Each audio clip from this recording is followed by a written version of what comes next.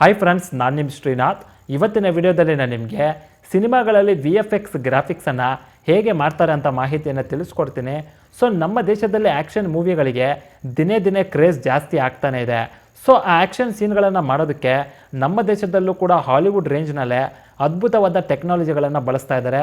So ಆ VFXನಿಂದ ಮೂಡಿ ಬಂದಂತಹ final output ಎಷ್ಟು ಅದ್ಭುತವಾಗಿರುತ್ತೆ ಅಂದರೆ ನಿಮ್ಮ ಕಣ್ಣನ್ನು ನೀವೇ ನಂಬೋದಿಲ್ಲ. ಆದರೆ VFX ಮಾಡೋದಕ್ಕೂ ಮುಂಚೆ ಶೂಟ್ ಮಾಡಲಾದಂತಹ ಒರಿಜಿನಲ್ ವಿಡಿಯೋ ಕ್ಲಿಪ್ಸ್ನ ನೀವೇನಾದರೂ ನೋಡಿದ್ರೆ ನಿಮ್ಮ ನಗುವನ್ನು ಕಂಟ್ರೋಲ್ ಮಾಡ್ಕೊಳ್ಳೋದಕ್ಕೆ ಆಗೋದಿಲ್ಲ. ಸೊ ಈ ವಿಡಿಯೋದಲ್ಲಿ ಅಂತಹದ್ದೇ 5 ಮೂವಿ ಸೀನ್ಗಳನ್ನು ನಾನು ತೋರಿಸ್ತೀನಿ. ಬನ್ನಿ ವಿಡಿಯೋ ನೋಡ್ಕೊಂಡು ಬರೋಣ. ಮೊದಲನೇದು MS ಧೋನಿ. ಸೊ ನೀವೇನಾದರೂ MS ಧೋನಿ ಅವರ ಅಭಿಮಾನಿಯಾಗಿದ್ದರೆ ಸುಶಾಂತ್ ಸಿಂಗ್ ರಾಜ್ಪುತ್ ರವರು ನಟಿಸಿರುವ MS ಧೋನಿ ಸಿನಿಮಾವನ್ನು ನೋಡೇ ಇರ್ತೀರಾ. ಆದರೆ ಸುಶಾಂತ್ ರವರನ್ನು ಒಂದು ನಿಜವಾದ ಇಂಟರ್ನ್ಯಾಷನಲ್ ಮ್ಯಾಚ್ನಲ್ಲಿ ಹೇಗೆ ತೋರಿಸಿದ್ದಾರೆ ಅಂತ ನೀವು ಯಾವತ್ತಾದರೂ ಯೋಚನೆ ಮಾಡಿದ್ದೀರಾ? ಸೊ ಈ ರೀತಿ ಧೋನಿ ಇರುವ ಜಾಗದಲ್ಲಿ ಸುಶಾಂತ್ ರವರನ್ನು ರೀಪ್ಲೇಸ್ ಮಾಡಿ ಈ ಸೀನನ್ನು ಮಾಡಿದ್ದಾರೆ. ಹಾಗೆ ಈ ಸಿನಿಮಾದಲ್ಲಿ ಸುಶಾಂತ್ ರವರನ್ನು ಒಂದು ಸೀನ್ನಲ್ಲಿ ತುಂಬ ಸ್ಲಿಮ್ ಆಗಿ ಮತ್ತೆ ಒಬ್ಬ ಬಾಲಕನ ರೀತಿ ತೋರಿಸಿದ್ದಾರೆ. ಸೊ ಈ ರೀತಿ ಸುಶಾಂತ್ ರವರ ಜಾಗದಲ್ಲಿ ಈ ರೀತಿ ಬೇರೆ ಹುಡುಗನನ್ನು ಶೂಟ್ ಮಾಡ್ತಾರೆ. ನಂತರ ಏನಿದ್ರು VFXನದ್ದೇ ಎಲ್ಲ ಆಟ. ಸೊ ಈ ಅದ್ಭುತವಾದ ಸಿನಿಮಾ ತಯಾರಾಗೋದಕ್ಕೆ VFXನ ಪಾತ್ರ ಮಹತ್ತರವಾದದ್ದು ಅಂತಲೇ ಹೇಳಬಹುದು. ಎರಡನೇದು ಕಿಸ್ಸಿಂಗ್ ಸೀನ್. ಸೊ ಸಿನಿಮಾಗಳಲ್ಲಿ ನಾವು ಕಿಸ್ಸಿಂಗ್ ಸೀನ್ಗಳನ್ನು ನೋಡೇ ಇರ್ತೀವಿ. ಆದರೆ ಅಸಲಿ ವಿಷಯಕ್ಕೆ ಬಂದರೆ ಈ ಕಿಸ್ಸಿಂಗ್ ಸೀನ್ಗಳಲ್ಲಿ ಕೆಲವೊಂದು ನಿಜವಾದ ಕಿಸ್ಸಿಂಗ್ ಸೀನ್ಗಳು ಇರುತ್ತೆ. ಆದರೆ ಕೆಲವು ಆ್ಯಕ್ಟರ್ಗಳು ಈ ಕಿಸ್ಸಿಂಗ್ ಸೀನ್ಗಳನ್ನು ಮಾಡೋದಕ್ಕೆ ಇಷ್ಟಪಡದೇ ಇದ್ದಾಗ ಆಗಲೂ ಕೂಡ ಈ VFX ಅನ್ನುವ ಅಸ್ತ್ರವನ್ನು ಅಖಾಡಕ್ಕೆ ಇಳಿಸಲಾಗುತ್ತೆ. ಅದು ಹೇಗಿರುತ್ತೆ ಅಂತ ನೀವೇ ಒಮ್ಮೆ ನೋಡಿ.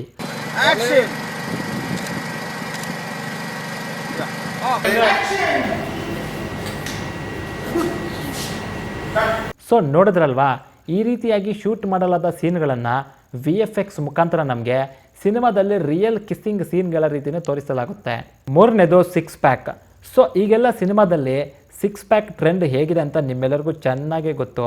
ಸೊ ಈ 6 ಪ್ಯಾಕ್ ಅನ್ನುವ ಟ್ರೆಂಡ್ ಯಾರಿಂದ ಶುರುವಾಯಿತು ಅಂತ ಕೇಳಿದ್ರೆ ಯಾರು ಬೇಕಾದರೂ ಡೌಟೇ ಇಲ್ದಿರ ಹೇಳ್ತಾರೆ ಅದು ಸಲ್ಮಾನ್ ಖಾನ್ ಅಂತ. ಈ ರೀತಿ 6 ಪ್ಯಾಕ್ ಟ್ರೆಂಡ್ನಿಂದಲೇ ಸಲ್ಮಾನ್ ಖಾನ್ ಆಗಿನ ಕಾಲದಲ್ಲಿ ಕೋಟಿ ಕೋಟಿ ಅಭಿಮಾನಿಗಳನ್ನು ಗಳಿಸಿದ್ರು. ಆದರೆ ಸಲ್ಮಾನ್ ಖಾನ್ಗೆ ವಯಸ್ಸು ಅನ್ನೋದು ಯಾವತ್ತೂ ಒಂದೇ ನಂಬರ್ನಲ್ಲಿ ಇರೋದಿಲ್ವಲ್ಲ, ಅದಕ್ಕೆ ಅವರು ಕೂಡ ದಪ್ಪ ಆಗೋದು ತುಂಬಾ ನಾರ್ಮಲ್. ಆದ್ದರಿಂದಲೇ ಅವರ ಸಿನಿಮಾಗಳಲ್ಲಿ ಸಲ್ಮಾನ್ ಖಾನ್ ರವರನ್ನು ಕಡಿಮೆ ವಯಸ್ಸುಳ್ಳ 6 ಪ್ಯಾಕ್ ಬಾಡಿ ಇರುವ ಹಲ್ಕ್ ರೀತಿಯ ತೋರಿಸೋದಕ್ಕೆ VFX ಮುಖಾಂತರನೇ ಅವರ 6 ಪ್ಯಾಕ್ ಬಾಡಿಯನ್ನು ಕೂಡ ಸೃಷ್ಟಿಸಲಾಗುತ್ತೆ. ಆದರೆ ಯಾವುದು ಏನೇ ಆದರೂ ಸಲ್ಮಾನ್ ಖಾನ್ ಯಾವತ್ತೂ ಸಲ್ಮಾನ್ ಖಾನೇ.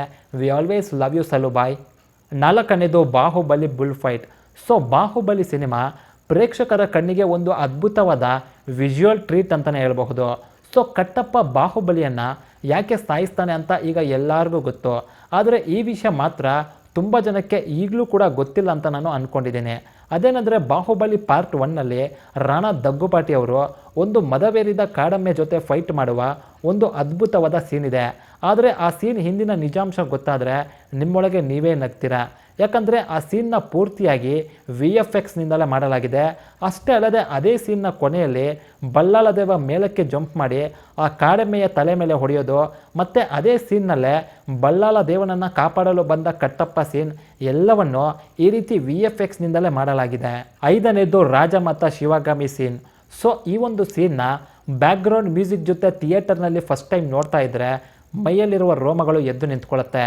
ಆದರೆ ನಿಜವಾಗ್ಲೂ ಈ ಸೀನ್ನ ಶೂಟ್ ಮಾಡಿದ್ದು ಈ ರೀತಿ ನೋಡ್ತಾ ಇದ್ರೇ ಸ್ವಲ್ಪ ನಗು ಬರ್ತಾ ಇದೆ ಅಲ್ವಾ? ಅಷ್ಟೇ ಅಲ್ಲದೆ ಈ ಸಿನಿಮಾದಲ್ಲಿ ಎತ್ತರವಾದ ಪರ್ವತಗಳು, ಕಾಡು, ಮಂಜು, ಮಾಹಿಷ್ಮತಿ ಕೋಟೆ, ಈ ರೀತಿ ಎಷ್ಟೋ ಸೀನ್ಗಳನ್ನು VFXನಿಂದಲೇ ತಯಾರಿಸಿದ್ದಾರೆ. ಆಶ್ಚರ್ಯವೇನೆಂದರೆ ಬಾಹುಬಲಿ ಸಿನಿಮಾಗೋಸ್ಕರ ಸುಮಾರು 15 VFX ಕಂಪನಿಗಳು ಕೆಲಸ ಮಾಡಿದ್ದಾವೆ. ಸೊ ಫ್ರೆಂಡ್ಸ್, ನೋಡಿದ್ರಲ್ಲ, ಇವಿಷ್ಟು ಈ ವಿಡಿಯೋದಲ್ಲಿರೋ ಒಂದು ಚಿಕ್ಕ ಮಾಹಿತಿ. ನಿಮಗೇನಾದರೂ ಈ ವಿಡಿಯೋ ಇಷ್ಟ ಆಗಿದ್ದರೆ ದಯವಿಟ್ಟು ಈ ವಿಡಿಯೋನ ತಮ್ಮ ವಾಟ್ಸಪ್ ಗ್ರೂಪ್ನಲ್ಲಿ ಶೇರ್ ಮಾಡಿ ಅಂತ ಹೇಳ್ತಾ ವಿಡಿಯೋನ ಮುಗಿಸ್ತಾ ಇದ್ದೀನಿ. ವಿಡಿಯೋ ನೋಡಿದ್ದಕ್ಕೆ ಧನ್ಯವಾದಗಳು.